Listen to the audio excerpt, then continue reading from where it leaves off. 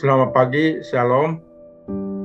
Salam sejahtera bagi kita semua. Pada renungan firman Tuhan pagi ini, kita mempelajari bagaimana membuat gereja yang maju.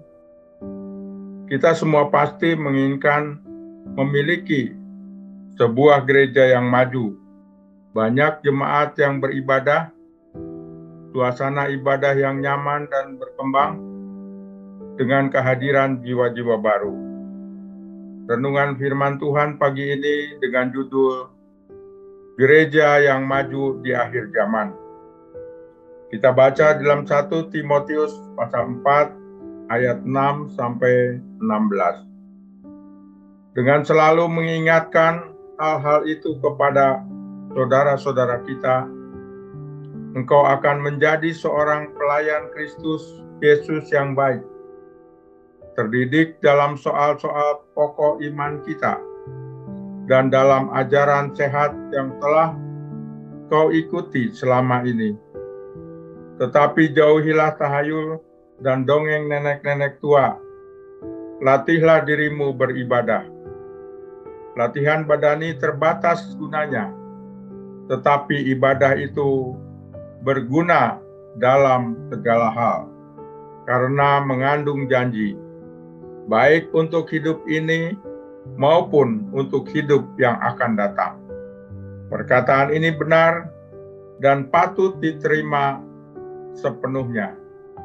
Itulah sebabnya kita berjerih payah dan berjuang, karena kita menaruh pengharapan kita kepada Allah yang hidup, Juru Selamat semua manusia, terutama mereka yang percaya. Beritakanlah dan ajarkanlah semuanya itu. Jangan seorang pun menganggap engkau rendah karena engkau muda. Jadilah teladan bagi orang-orang percaya dalam perkataanmu, dalam tingkah lakumu, dalam kasihmu, dalam kesetiaanmu, dan dalam kesucianmu. Sementara itu sampai aku datang, bertekunlah dalam membaca kitab-kitab suci, dalam membangun dan dalam mengajar. Jangan lalai dalam mempergunakan karunia yang ada padamu, yang telah diberikan kepadamu oleh nubuat dan dengan penumpangan tangan sidang penatua. Perhatikanlah semuanya itu, hiduplah di dalamnya, supaya kemajuanmu nyata kepada semua orang. Awasilah dirimu sendiri, dan awasilah ajaranmu, bertekunlah semuanya itu, karena dengan berbuat demikian, engkau akan menyelamatkan dirimu dan semua orang yang mendengar engkau. Saudara-saudara, tulisan Timotius ini mengingat akan tugas Timotius di Efesus yang cukup berat. Mengingat saat itu Timotius sebagai anak muda yang harus memimpin gereja yang sedang berkembang pada zamannya. Apa saja yang kita pelajari tentang gereja yang maju dan berkembang? Ada 3 hal yang kita peroleh dari bacaan ayat tersebut di atas. Gereja yang maju dan berkembang karena pertama, gereja yang sehat ajarannya. Yang kedua, gereja yang dinamis ibadahnya. Yang ketiga, gereja yang tidak melupakan generasi muda. Yang pertama, gereja yang sehat ajarannya. Dalam ayat 6 tadi dikatakan, dengan selalu mengingatkan hal-hal itu kepada saudara-saudara kita, engkau akan menjadi seorang pelayan Kristus Yesus yang baik, terdidik dalam soal-soal pokok iman kita, dan dalam ajaran sehat yang telah kau ikuti selama ini. ayat 7a, tetapi jauhilah tahayul dan dongeng nenek tua. Hal-hal yang dimaksud di atas adalah agar menjauhi roh-roh penyesat, ajaran setan-setan, dan tipu daya pendusta-pendusta yang bisa menyebabkan menjadi murtad. Gereja yang maju adalah gereja yang memperhatikan fondasi imannya. Gereja harus berdiri di atas kebenaran firman Tuhan. Gereja yang maju akan berpikir keras untuk mempertahankan ajaran yang sehat. Karena jika hanya dilandasi fenomena sesaat, gereja tak akan bertahan lama. Gereja akan berusaha agar kebenaran Alkitab yang disampaikan ribuan tahun lalu dapat menjadi relevan di dunia sekarang. Kebenaran adalah makanan rohani yang menjamin kelangsungan hidup jemaat.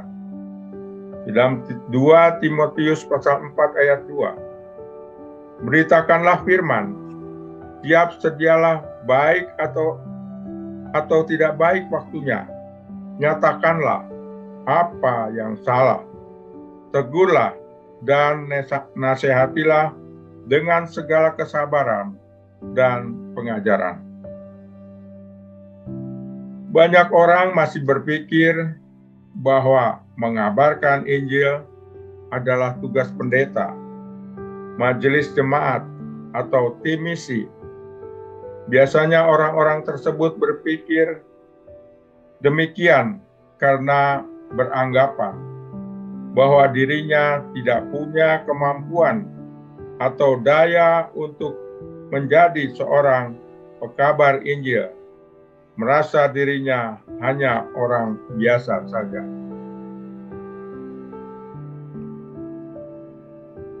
Kenyataannya, Tuhan bisa memakai siapa saja untuk mengabarkan Injil. Petrus pada mulanya hanyalah seorang nelayan. Matius adalah seorang pemungut cukai. Wanita Samaria yang bertemu Tuhan Yesus di sumur Yakub adalah seorang tukang kawin cerai. Aquila dan Priscilla adalah pembuat tenda. Iblis menipu kita dengan anggapan bahwa Tuhan menuntut syarat kecerdasan, kemampuan bicara, atau popularitas untuk mengabarkan Injil. Padahal Tuhan Yesus sendiri memilih menaiki keledai yang dianggap bodoh dan bukan kuda perang untuk memasuki Yerusalem. Setiap kita diciptakan dan ditempatkan Tuhan masing-masing dengan suatu misi Kristus. Entah itu nampaknya kecil atau besar, semuanya itu untuk mendukung pekerjaan besar pemberitaan Injil sampai ke ujung bumi. Dalam Efesus pasal 2 ayat 10, karena kita ini buatan Allah, diciptakan dalam Kristus Yesus untuk melakukan pekerjaan baik yang dipersiapkan Allah sebelumnya. Kita semua adalah misionaris, dan sasaran misi kita mungkin saja keluarga kita, tetangga kita, karyawan kita, dan lain-lain. Kisah Para Rasul pasal 1 ayat 8b, kamu akan menjadi saksiku di Yerusalem dan di seluruh Yudea dan Samaria dan sampai ke ujung bumi. Kita tidak perlu malu atau khawatir diremehkan atau diejek, diterima atau tidak. Itu pekerjaan Roh Kudus. Jika kita masih merasa malu atau takut-takut, minta padanya untuk memberi kita keberanian dan menaruh perkataannya dalam mulut kita. Markus pasal 13 ayat 11. Janganlah kamu khawatir akan apa yang harus kamu katakan, tetapi katakanlah apa yang dikaruniakan kepadamu pada saat itu juga. Sebab bukan kamu yang berkata-kata, melainkan Roh Kudus. Kita harus bersungguh-sungguh menyadari bahwa ada sebuah pekerjaan yang harus kita lakukan sepanjang kehidupan kita, yaitu memberitakan Injil Kristus kepada semua orang. Untuk itu, Tuhan sudah menyediakan kuasa dan penyertaannya bagi setiap kita. Yang kedua adalah gereja yang dinamis ibadahnya. Ayat 7b, latihlah dirimu beribadah. Ibadah yang dinamis adalah kebutuhan jemaat kontemporer. Hal ini rupanya perlu dilatih terus-menerus. Ibadah sebagai bentuk bakti kepada Allah tidak berlangsung kaku, meskipun demikian tidak terjebak dalam ekstrim bebas juga. Ibadah mengandung kuasa yang membuatnya orang percaya bergairah melaksanakannya menjelang kedatangan Tuhan. Ini bukan sekedar rutinitas seperti latihan badani, tetapi sekaligus olah roh agar mempersiapkan diri menuju kekekalan. Kolose pasal 3 ayat 23 dan 24. Apapun yang kamu perbuat, perbuatlah dengan segenap hatimu, seperti kepada Tuhan dan bukan untuk manusia. Seperti untuk Tuhan dan bukan untuk manusia. Kamu tahu bahwa dari Tuhanlah kamu akan menerima bagian yang ditentukan bagimu sebagai upah. Kristus adalah Tuhan dan kamu hambanya.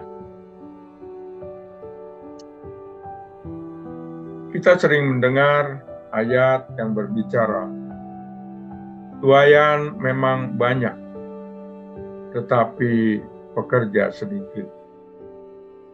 Kadang kita juga suka mendengar orang membandingkan jemaat di gereja.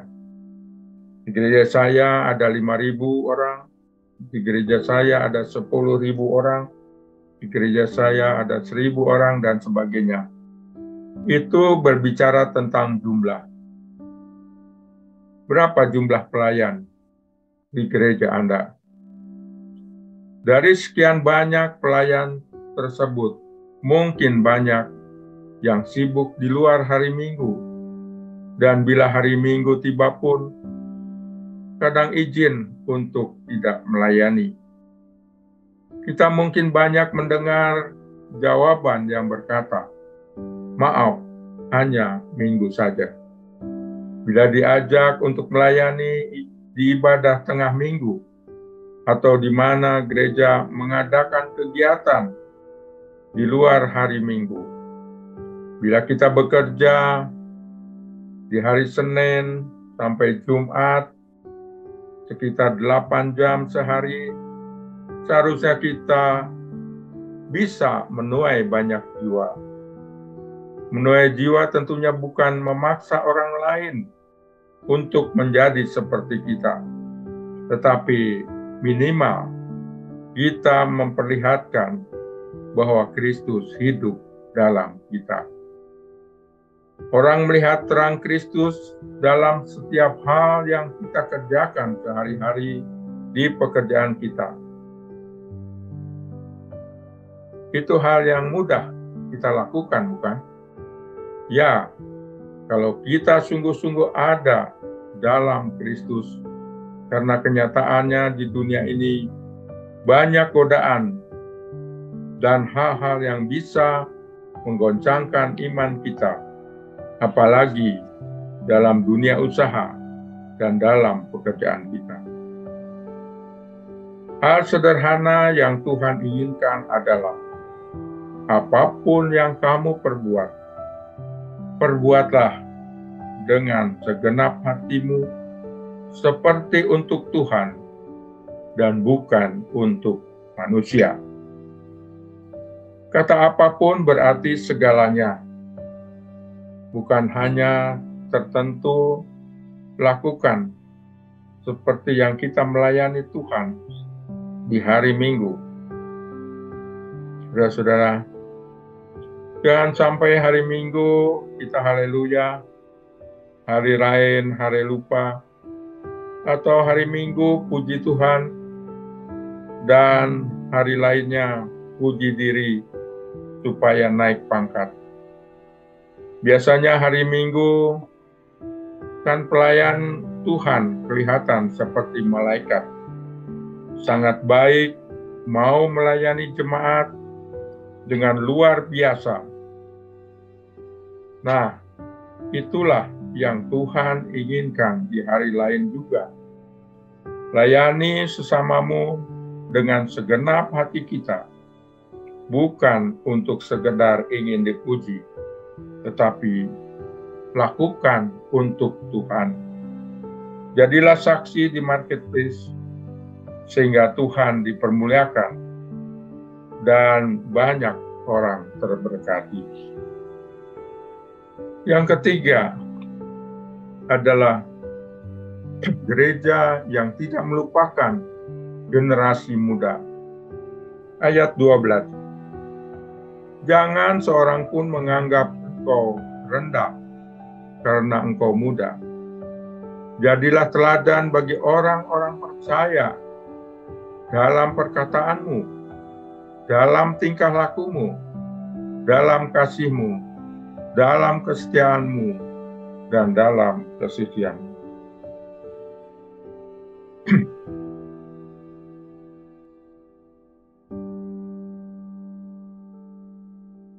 Tanpa bermaksud menafikan generasi tua, tetapi generasi muda adalah tulang punggung penting bagi sebuah gereja yang maju. Anak-anak muda diberi kesempatan untuk mengambil bagian sambil diarahkan oleh generasi tua. Sinergi yang baik akan membuat gereja semakin berkembang. Biarkan generasi muda menjadi teladan di usia mereka dan membuat banyak perubahan yang besar. Kisah Para Rasul 16 ayat 31. Percayalah kepada Tuhan Yesus Kristus dan engkau akan selamat, engkau dan seisi rumahmu.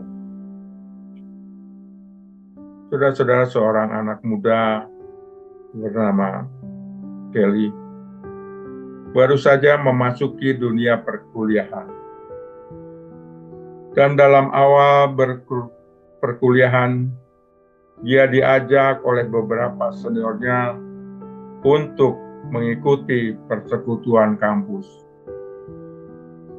Baru beberapa kali Kelly mengikuti dan terlibat dalam pelayanan. Dia pun mengalami perubahan hidup yang selama ini dia mengejar popularitas, perhatian, dan pengakuan. Tetapi setelah ikut program penginjilan, dia mulai membuka pikiran dan hatinya.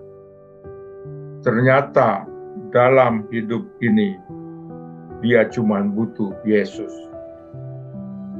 Setelah dia mengenal Yesus dalam hidupnya, dia pun mengubah fokusnya menjadi berfokus pada Kristus. Dia mulai membangun hubungan dengan Tuhan hari sehari, dari hari ke sehari. Banyak mendengar khotbah, lagu rohani, dan pada saat dia mulai mengambil keputusan untuk hidup bagi Tuhan. Sejak hari itu, Dia tidak mau lagi mencari perhatian, pengakuan, dan popularitas, tetapi hidup berfokus Kristus. Setelah itu dia banyak memaksimalkan waktunya untuk hal-hal yang penting. Dia mulai mengejar nilai yang bagus di kampusnya, mengatur waktu untuk berolahraga, mengatur waktu untuk berkumpul dengan keluarga, dan mendoakan keluarganya.